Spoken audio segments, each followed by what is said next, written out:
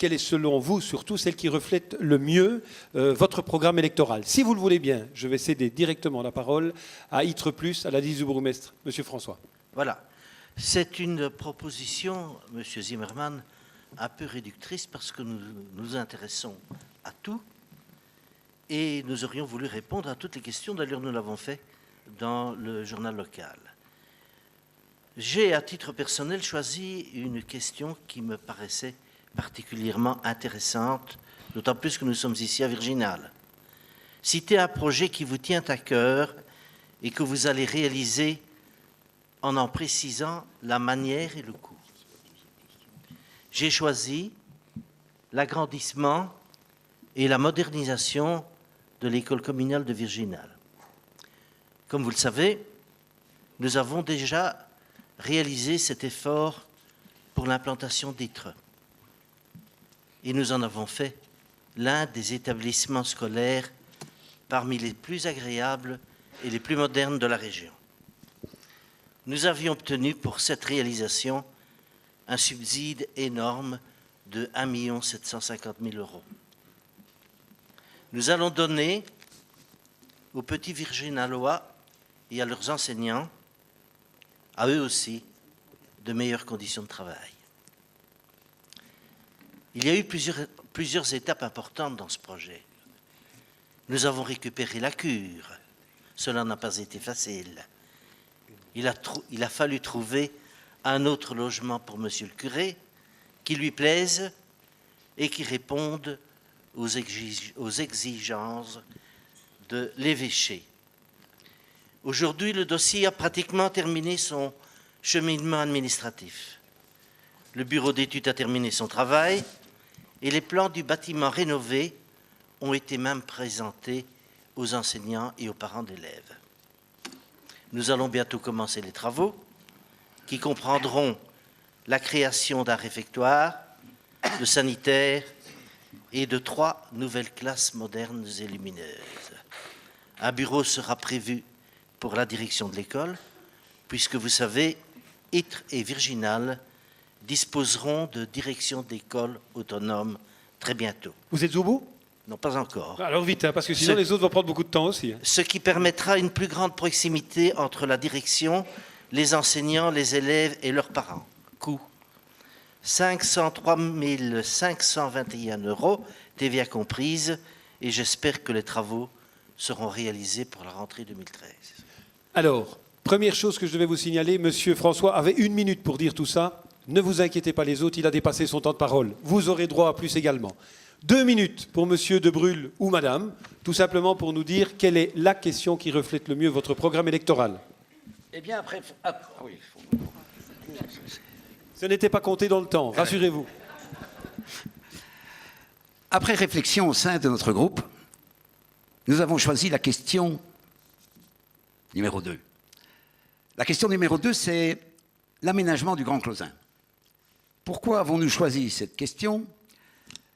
Parce que cet aménagement de 10 hectares de terrain situés en face des terrains de football de ITRE sont un formidable défi, une extraordinaire richesse pour la commune, mais aussi un extraordinaire défi parce qu'il recoupe par lui-même une série de questions particulièrement délicates, mais tout aussi essentielles auxquelles aujourd'hui une commune doit faire face. Ces questions, c'est la préservation de la ruralité, c'est la mixité sociale, c'est la mobilité, c'est l'emploi, c'est aussi les services publics. C'est la manière de faire en sorte que cet aménagement ne dénature pas le centre même du village. C'est aussi des aménagements de loisirs. C'est enfin, et peut-être pas la dernière question, l'économie d'énergie. C'est un défi qu'il faut relever et en faisant en sorte que cette question ait été posée à l'initiative du centre culturel, cette question renvoie aussi à une technique, une méthode de travail qui est un des fondements de notre propre démarche politique APA. Parce que cette manière de donner la possibilité aux habitants d'interpeller les groupes politiques, de les amener à répondre avec compétence, avec conviction, avec disponibilité, de répercuter ces questions et ces réponses dans le petit tram, sur le site, de prolonger cette discussion dans un débat comme celui de ce soir, auquel nous participons avec beaucoup d'intérêt et beaucoup de plaisir, ça renvoie effectivement à la démarche que depuis 25 ans, PA pratique en son sein et s'efforce de répartir au sein même de la commune. C'est la raison pour laquelle nous avons appuyé la démarche du centre culturel d'emblée, parce qu'elle répond à une nécessité, en espérant d'ailleurs aussi que cette initiative ne sera pas une initiative esselée, elle permettra d'être répétée à d'autres moments de la future législature. Merci Monsieur de Brul. Permettez-moi de vous interrompre pour céder d'emblée la parole à Écolo et permettre également à Écolo et que les IC ne s'inquiètent pas, je viendrai chez vous bien évidemment après. Question donc, quelle est la question qui reflète le mieux votre programme? Eh bien, on va prendre un sujet un peu polémique, c'est la question 6, c'est sur l'éolien. Quelle est votre position sur le projet éolien? Alors, juste un petit rappel pour lancer le débat s'il est nécessaire. Il y a eu un sondage qui a été réalisé grâce à une participation de citoyens politiques et d'universitaires de manière à préparer un sondage.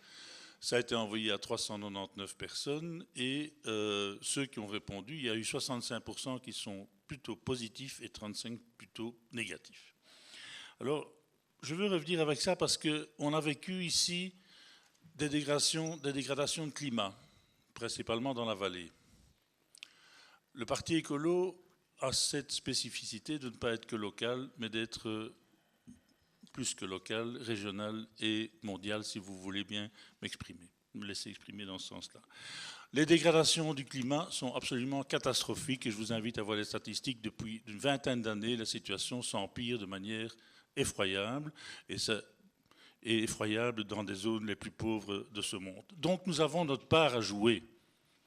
Et notre part à jouer, effectivement, c'est de dire, bon, il y a une série de choses sur lesquelles nous devons être autonomes, nous devons gérer notre énergie convenablement. Et donc, il y a une série de méthodes, il y a une série de moyens, dont l'éolien, dont d'autres choses, dont la biométhanisation. Nous avons été voir à Beckrich, et il y a moyen, ici, de pouvoir faire de la biométhanisation, j'y suis, avec les agriculteurs, le bois, etc., de manière à pouvoir organiser aussi du chauffage urbain. Dans les zones, dans les rues où déjà il y a un système de chauffage individuel de manière à pouvoir offrir un autre type de chauffage. Alors, au niveau de l'énergie, il y a des tas de choses à faire. On a de l'hydraulique aussi sur lequel on peut travailler. On a travaillé dans cette majorité à offrir des primes valorisant d'autant plus les gens qui avaient des revenus les plus faibles. Donc nous avons travaillé là-dessus. Et puis il faut aussi qu'on donne l'exemple. Et donc au niveau de la commune, nous avons fait un audit et nous avons aussi passé des semaines à vérifier notre consommation énergétique de manière à pouvoir la réduire. Et il y a du boulot à faire et j'espère bien continuer à le faire. Merci. Merci Monsieur Ordis. Allez, vous êtes tous dans les temps. Les IC, Monsieur Van Kerkhove. Merci beaucoup. Lorsque nous rencontrons les habitants de la commune, ils nous parlent généralement très aimablement de la pluie et du beau temps, mais aussi de leurs problèmes. Et les problèmes qu'ils rencontrent, c'est souvent la recherche d'un emploi, c'est également la recherche d'un logement et des problèmes de sécurité routière. Les intérêts citoyens ont fait un choix dans ces priorités et ils ont choisi le logement. Donc, trouver un logement, un terrain à bâtir dans notre village pour vivre à Ytre, avec nous à Ytre, c'est possible. Nous proposons une politique du logement basée sur des possibilités nouvelles, le logement tremplin, basé sur le partenariat privé-commune. Pendant une durée de 3 à 5 ans, une partie du loyer est placée en épargne et ce bas de laine, cette épargne sert pour l'achat d'un terrain, le démarrage d'une construction. Nous pensons aussi au logement intergénérationnel, un toit, 2 âges, une présence rassurante autour des vieilles personnes avec des jeunes, partager un habitat. Et en 3e lieu, nous pensons également à une politique de construction de logements mixtes pour la location. Une réserve de logements destinée à la location sera créée par la régie foncière, avec bien sûr toutes les nouveautés actuelles du type de maison passive. Mais, puisqu'on nous a dit ici autour de la table, nous sommes à Virginal, eh bien, à Virginal, ce qui manque, c'est la construction d'une seigneurie. Elle répond à un besoin urgent, étant donné l'absence de home sur son territoire. Itre et au-titre sont heureusement, très heureusement, pourvus de 3 homes de qualité. Il faut que dans la commune, on puisse diversifier et accueillir les personnes âgées. C'est un de nos objectifs, en tout cas, dans la politique du logement dans notre commune.